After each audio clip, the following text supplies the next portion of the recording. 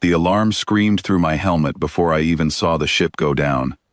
I was running across broken rock, my boots kicking up gray dust, when the smuggler transport hit the ridge and folded like paper.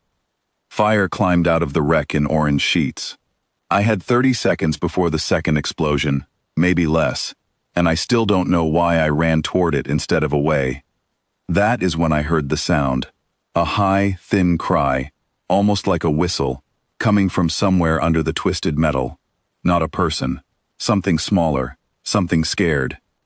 I dropped to my knees beside a collapsed cargo strut and started pulling at the wreckage with my hands. The metal was already hot. My gloves would only protect me for so long. Somewhere behind me, my ship's system was shouting warnings into my ear, telling me to move, telling me the fuel core was unstable, telling me I had maybe 20 seconds left. I did not move. I got my fingers under the last piece of debris and threw it aside, just as the cry turned into a full panicked screech. Underneath, curled into a tight ball of gray scales, was a small creature no bigger than a large dog. Its wings were folded close to its back, soft and undeveloped, and its whole body was shaking. I grabbed it and ran. The blast hit 5 seconds later. The shock wave threw me forward onto the rock, and I curled around the small creature to keep it from being crushed under my own weight. Heat rolled over my back. My ears rang. When I finally looked up, the wreck was a smoking crater, and the thing in my arms was still alive, staring up at me with wide amber eyes. I had no idea, in that moment, what I had just pulled out of the fire. The base doctor took one look at the creature and shook her head. Not human, not registered, not her problem. I did not argue.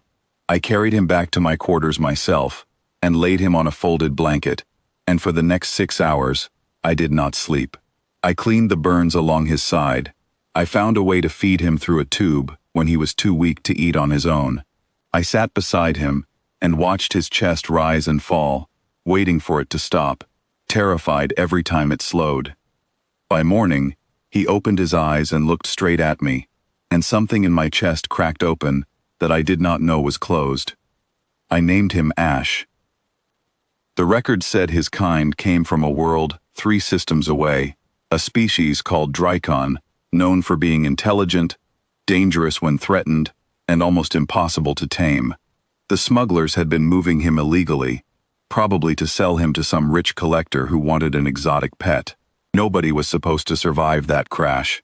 Nobody was supposed to care if he did. I cared. The first 2 weeks were the hardest. He would not eat unless I was in the room. He panicked at loud noises, flattening himself against the floor, and shaking until I sat beside him and put a hand on his back. At night he would climb onto my chest, all sharp little claws and warm scales, and refuse to move until I stopped tensing up and let myself fall asleep under his weight. I told myself this was temporary. I told myself he would heal and move on, the way wild things always did. He did not move on. He got stronger, and instead of pulling away from me, he stayed closer. He learned the sound of my footsteps and would wait by the door before I even reached it. He learned to open ration packs with his claws and then bring me half of whatever he found, dropping it in my lap like a gift. He would climb onto the chair beside mine and watch me work, tilting his head at the screen like he was trying to understand what I was doing. Nobody told him Dracon were not supposed to bond with humans, so he never learned that he wasn't supposed to. 4 months in, everything changed again, and not because of anything gentle. A transmission came through from the outer relay, warning that a patrol from the same smuggling ring was moving through our sector, searching for cargo that never made it to delivery. Cargo. That was the word they used for him.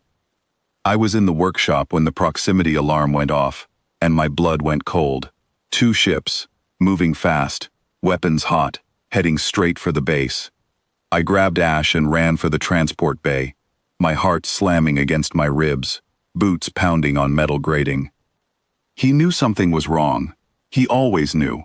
His wings flared out, his claws dug into my jacket, and he made a low warning sound in his throat that I had never heard before, deep and sharp, nothing like the soft chirps he usually gave me.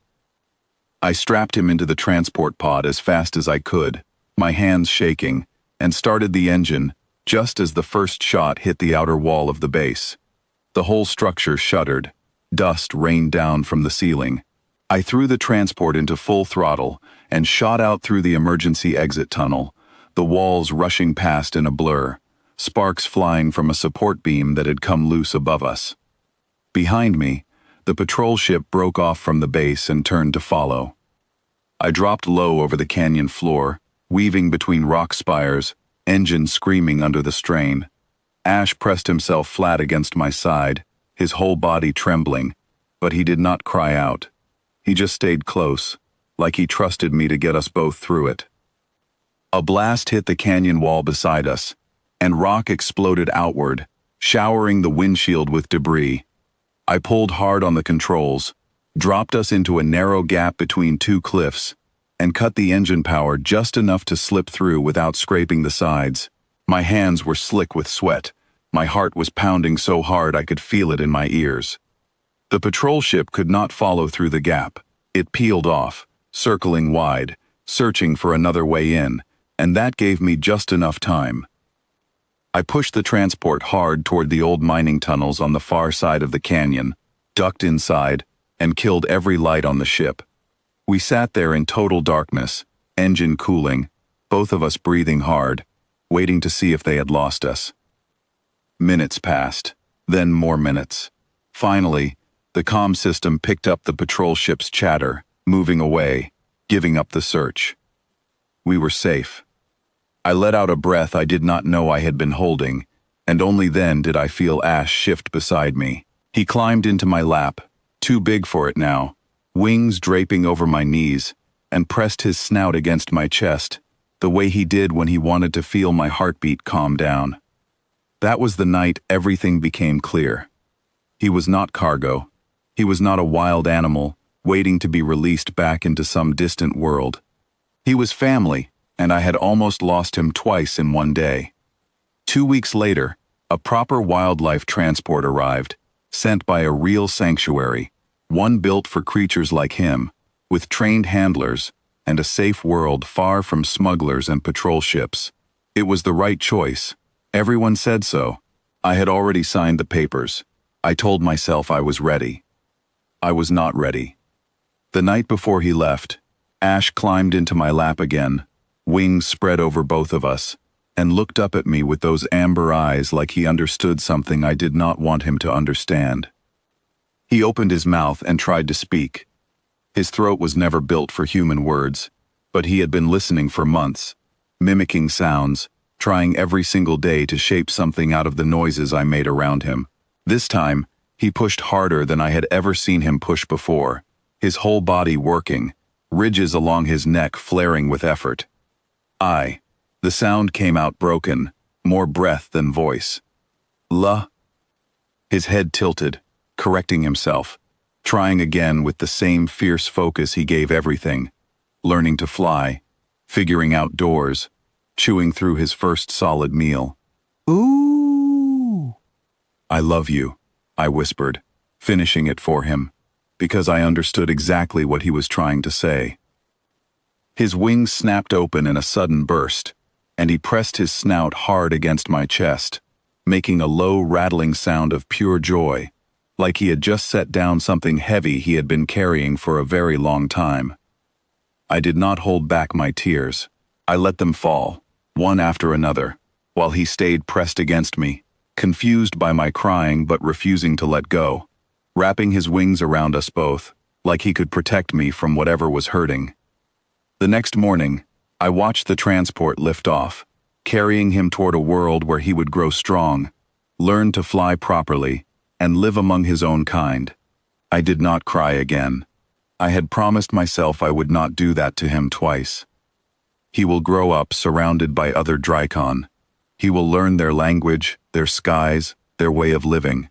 He may forget the broken words he learned just for me. But I will never forget the sound he made that night, 3 shattered syllables pulled from a throat that was never meant to hold them, given freely by a small, frightened creature I once pulled from a burning wreck, who decided, all on his own, that I was worth the effort of trying. I still have the recording of that night.